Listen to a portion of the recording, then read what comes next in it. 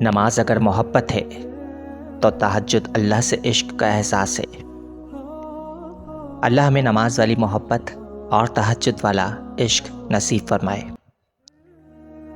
جب دل تھک جائے تو جان لو کہ آسمان سے تمہاری مدد کے لیے قبولیت کا کوئی نہ کوئی دروازہ کھلنے لگا ہے۔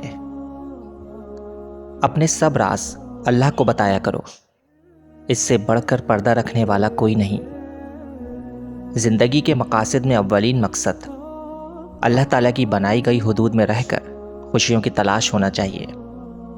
کچھ شک نہیں کہ زندگی کی اصل خوبصورتی پاکیزگی میں ہی ہے۔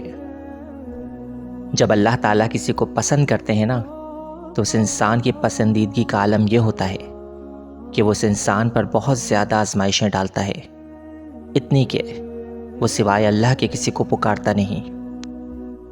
یہ زبان پر دعاؤں کا آنا بلا وجہ تو نہیں، تم بس یقین سے مانگو، تمہارا اللہ دعاؤں کو قبول کرنے والا ہے، اور پھر وہ تم تک تمہاری پسندیدہ چیز لائے گا مقررہ وقت پر، اور تم حیران رہ جاؤ گے انشاءاللہ۔